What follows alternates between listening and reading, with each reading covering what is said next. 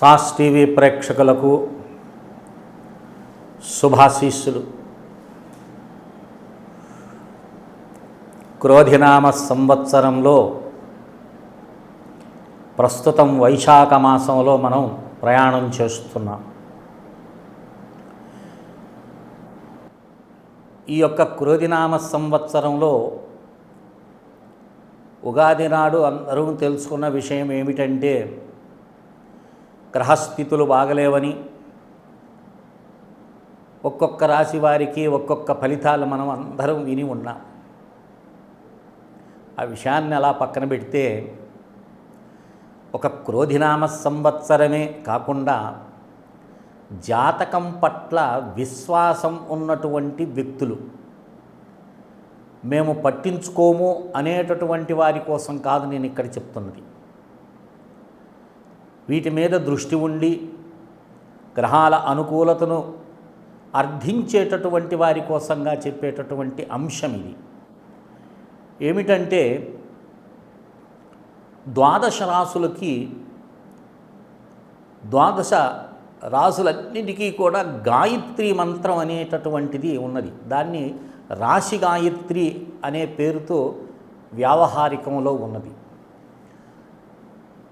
సంస్కృత భాషలో ఉండేటటువంటి అనేకమైనటువంటి ఛందస్సులో గాయత్రి ఛందస్సు అనేటటువంటిది ఒక ఉత్కృష్టమైనటువంటి ఛందస్సుగా మనకు విజ్ఞులు చెప్తారు. గీతలో కూడా పరమాత్మ మనకు విభూతి యోగంలో చెప్తాడు, గాయత్రి ఛందస మహం అని.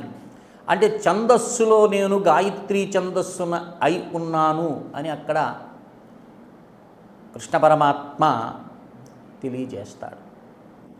ఇక్కడ చెప్పబోయేటటువంటి అంశం ఏమిటంటే, ఎవరైతే ప్రాతకాలం నిద్ర నుంచి లేచినది మొదలు మొట్టమొదటిగా మనం చేసేది ఏమిటి? స్నానం చేస్తాం. మీ ఇష్టదేవతను ఆరాధించటం అనేది అది ఒక నియమంగా పెట్టుకోవాలి. భగవతారాధన చేసిన తర్వాతనే ఇక మనం భౌతికమైనటువంటి కర్మలు చేస్తూ కాలం గడపాలి. కనుక ఒక్కొక్కరికి వారి వారి యొక్క రాశి అనేది తెలిసి ఉంటుంది. ఆ రాశిని దృష్టిలో ఉంచుకొని ఏ రాశి వారు ఏ గాయత్రిని చేసుకుంటే వారికి ఆ రోజంతా కూడా శుభాన్ని ఇస్తుంది. ఇక్కడ మనం చేయాల్సింది ఏంటంటే, కనీసము 11 సార్లైనా, లేదు శ్రద్ధ భక్తి ఉన్నటువంటి వ్యక్తి 108 సార్లు ఈ చెప్పబోయేటటువంటి రాశి గాయత్రి అంటారు. 12 రాసులు కదా, 12 రాసులకి ఒక్కొక్క రాశికి ఒక్కొక్క గాయత్రి చెప్పటం జరుగుతుంది. వ్రాసుకునేటటువంటి వారు వ్రాసుకోండి. అయ్యో వ్రాయలేము అనేటటువంటి వారు నాకు ఫోన్ చేస్తే మీకు మీ రాశి యొక్క గాయత్రిని నేను తెలియజేస్తాను. 9966690246 కాల్ చేయండి. ఇక విషయానికి వస్తే, మొట్టమొదటి రాశి మేషరాశి అను. ఈ మేషరాశి వారు పఠించాల్సినటువంటి గాయత్రిని శ్రద్ధగా వినండి. ఓం మేషాధీశాయం విద్మహే ధరానుతాయ ధీమహి తన్నో కుజః ప్రచోదయాత్. అలాగే వృషభ రాశి వారికి ఓం వృషభేశాయ విద్మహే శతవర్ణాయ ధీమహి తన్నః శుక్రః ప్రచోదయాత్. ఇక మిథున రాశి వారికి ఓం మిథునేశాయ విద్మహే గణితజ్ఞాయ ధీమహి తన్హ బుధః ప్రచోదయాత్. కర్కాటక రాశి వారికి కర్కటేశాయ విద్మహే హికారాయ ధీమహి తన్నశ్చంద్రః ప్రచోదయాత్. సింహరాశి వారికి మృగరాజాయ విద్మహే వీరశూరాయ ధీమహి తన్నః సింహః ప్రచోదయాత్. కన్యరాశి వారు కన్యనాథాయ విద్మహే గణితజ్ఞాయ ధీమహి తన్నః బుధః ప్రచోదయాత్. తులరాశి వారు తులాధీశాయ విద్మహే శతవర్ణాయ ధీమహి తన్నః శుక్రః ప్రచోదయాత్. వృశ్చిక రాశి వారు వృశ్చికేశాయ విద్మహే భూపుత్రాయ చ ధీమహి తన్నః కుజః ప్రచోదయాత్. ధనుస్సు రాశి వారు ధనురేశాయ విద్మహే దేవహితాయ ధీమహి తన్నః గురుః ప్రచోదయాత్. మకర రాశి వారు మకరేశాయ విద్మహే మందచరాయ ధీమహి